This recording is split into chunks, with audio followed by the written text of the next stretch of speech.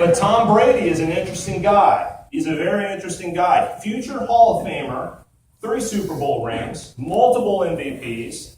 This guy is definitely going to be a Hall of Famer. There's just no doubt about it. No denying it, whether you're a Pats fan or not. Young guy, dates supermodels, drives supercars, multi-millionaire, and he's one of the greatest athletes to play the game. He has everything at his disposal. And he reveals this just 4 or 5 years ago in an interview. Very revealing. Here's what he says. He says, why do I have 3 Super Bowl rings and still think that there's something more for me out there? There's got to be more than this. Me, maybe God. This can't be all it's cracked up to be. Those are exact words. I memorized that, by the way, so you guys should be impressed because I was terrible at memorizing something. Absolutely terrible. Tom Brady, here's a guy who gets to the pinnacle and he realizes that, whoa, wrong goal. I'm not satisfied. I'm not happy with the way things are going. It dawns on him when he gets to the top. Why doesn't it dawn on us?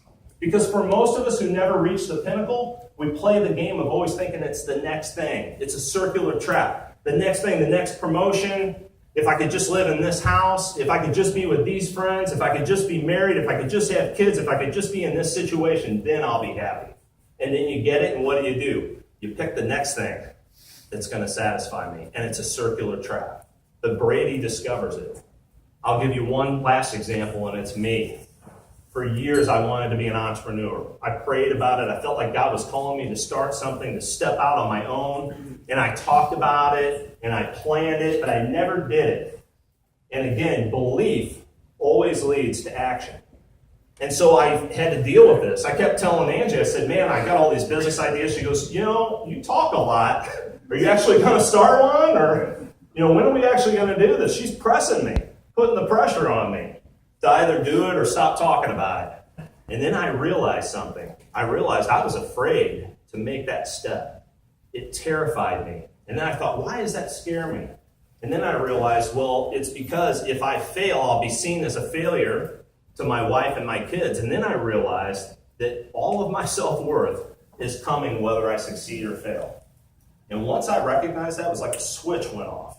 I had quit a full-time job, started that first business within months of making that discovery. Your beliefs will lead to your actions. And so here's the challenge for you. Here's the first step. If you want to create a personal manifesto, I challenge you to write out your personal beliefs. Just write them down. What do you believe about God? What do you believe about yourself? And what do you believe about the world? Write those down. And once you get done writing those down, then look at your actions. Do they match those beliefs? Because wherever there's a mismatch, that's an area you need to turn over to the Lord and really think about. So beliefs first. You have to know what you believe. All of the self-help gurus miss this. What do they tell you? They say, you got to look deep. You got to choose your goals. You got to dream big dreams.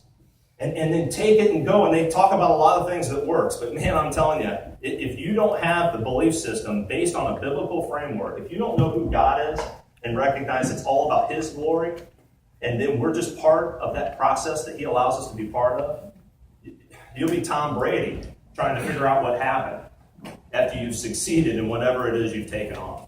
The next step is to know your purpose. Now, that's a difficult one. You can know your purpose in a very general way, and then you can also know it in a very practical way. It's 2 steps.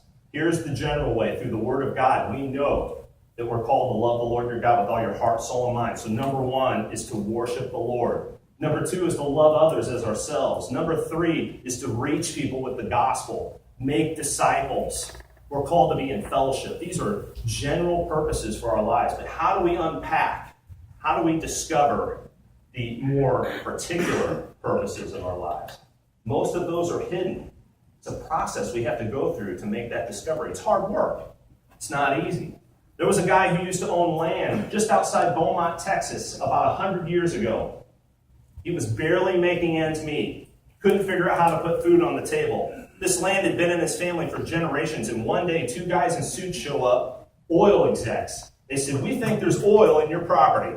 We'd like to get permission to dig. If we discover oil, we will pay you a royalty for every barrel that we bring up. The man, not having a whole lot to lose, everything to gain, he took that deal. and they made one of the greatest oil discoveries of all time. 3 oil companies were born out of that one oil field, and that man went from barely making it to becoming a multi-millionaire overnight. Or did he? Because that oil was always in the ground. It had always been there, hadn't it? Even when his family before him owned it. But it wasn't until someone discovered it, brought it to the surface, and then took it to the marketplace, only then did it become valuable. And that's what it's like discovering our purposes. They're hidden, but we have to go through a process to determine how has God wired us and what has he made for us. What are we supposed to do? We have a calling on our lives to discover that purpose. So here's the second challenge for you. The second challenge is to sum up your entire life purpose in one sentence. Good luck with that. I'm telling you, it's a process. I've worked mine over and over and over again, trying to figure out what my life purpose is, but it is a beautiful process if you take the time to do it, to define what is your life about, what is your purpose. And then the third and final step is to create resolutions for your life, to define the actions that you're going to take. If you know what you believe and you have a purpose for your life, then you have to define the actions. You have to lay them out. Jonathan Edwards. Anybody ever heard of Jonathan Edwards? Has anybody ever tried to read Jonathan Edwards? I'm not a smart guy. I struggle reading some of his stuff, and I'm amazed. Jonathan Edwards, you guys probably don't know this. Most of you would know him as the author of the sermon, Sinners in the Hands of an Angry God. We all learned that in English. That's how most people identify Jonathan Edwards. He was actually voted by Time magazine as one of 100 most influential Americans to ever live. Jonathan Edwards lived by 70 resolutions. He created 70 resolutions for his life, and he lived by them. I challenge you to go read those. They're amazing. Absolutely amazing. So here's the third step. Create your resolutions. How are you going to live your life? What does your life mean? Because if you know where you're coming from, you know what you believe, you know what your purpose is, and then you define your resolutions. Now, I'm not as smart as Jonathan Edwards. I only have 15 resolutions, but you've got to put them up. You got to get them in a place where you see them on a constant basis, because what this does is it creates focus. And the great entrepreneurs were amazing at this. They had incredible focus, laser-like focus to hone in. Just a couple years ago, my dad, I'm also a car guy. Are there any car guys, car girls in the room? We got a few. All right, good. Got a car girl. I love that. My favorite car of all time is a Lamborghini. My dad once paid a guy $2 to let me sit in one in Colorado. I still have the picture. I was 14, and here I am in this red Lamborghini Countach. It's an awesome picture, I gotta say. It's been my dream to own one. I can tell you, with 4 kids and college coming soon, it's not going to happen. But I had the chance to drive one on a test track, and I got the chance to drive one 150 miles an hour going into hairpin turns. And I'm telling you, it was the experience of a lifetime.